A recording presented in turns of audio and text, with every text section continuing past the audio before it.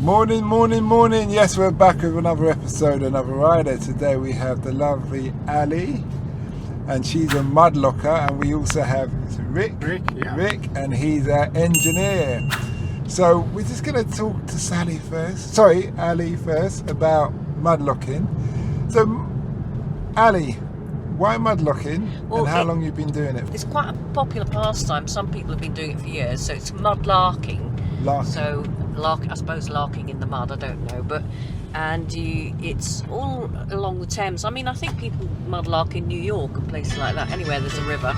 So what is mud larking? So you just wander along. I mean, some people go into the mud, hence when it's low tide, because the Thames is tidal, so you go down and there's all sorts of old artifacts from the past that can be found, and people find tokens and coins and any number of things like old buttons some people find stuff from Roman times. Okay. You know, old bits of pottery and all kinds of things, and also modern stuff. I mean, it's false teeth and or things that people gifts to the gods. So you find some really interesting things, and medieval pots, old pipes where people, back in the day, people would buy a clay pipe with a long stem filled with tobacco, and like we would throw a dog end, the pipes would, when they'd smoke them, they'd chuck them in the river. So people look for those. And what's the most valuable thing you found, or you've heard of someone found in even? I think someone found some ancient dagger or something, but I only started a couple of years ago during lockdown. I did a sort of one day £10 have a try out in Greenwich once, and eventually someone told me where the steps are near my studio, so then I took it up. So I don't know if I've found anything particularly valuable. They are, to me, things I really like are the massive teeth, animal teeth like horse teeth and cows and what have you. So it lasts that long?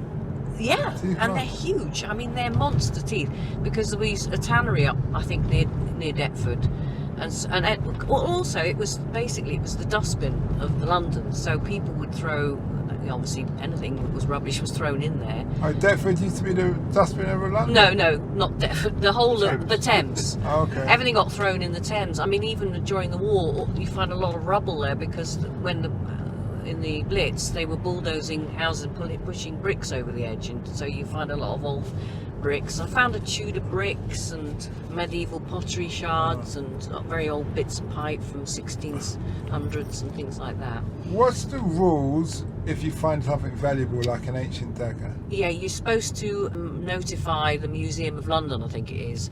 Funnily enough, I met this woman the other who showed me. She wanted to say, "Do you want to see the find of a lifetime?"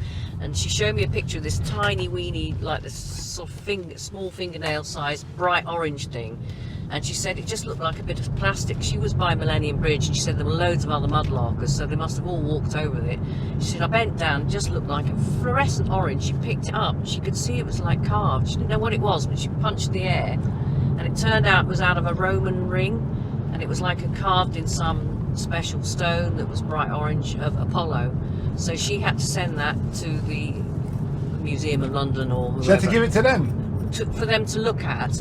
But the funny thing is, she said, I'm hoping to get it back. She said it's now in Cambridge, and all the boffins were making studies of it and all the rest of it, measuring it, this, that and the other. And so I'd never met her before, and I thought I'd probably never meet her again. Funny enough, on last weekend there was an exhibition where did I go?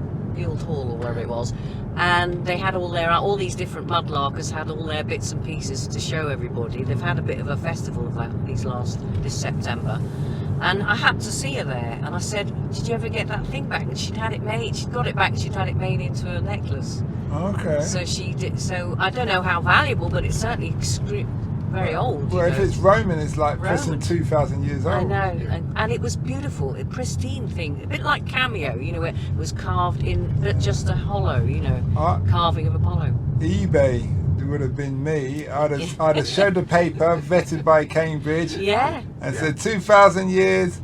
The minimum is 100 quid for every year.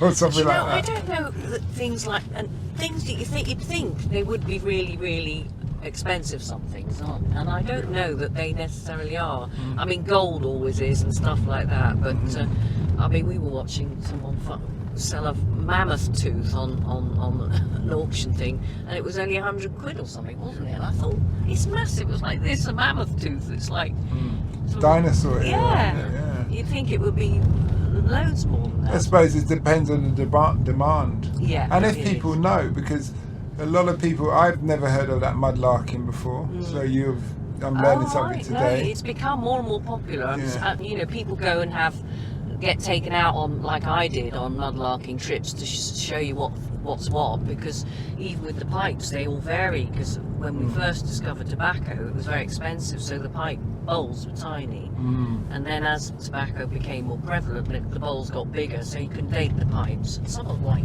really long. I've only ever found little bits, but even so it's ridiculous how exciting it is to find something that's touched someone's hand in the medieval time, or you know, I hear you. anything like that.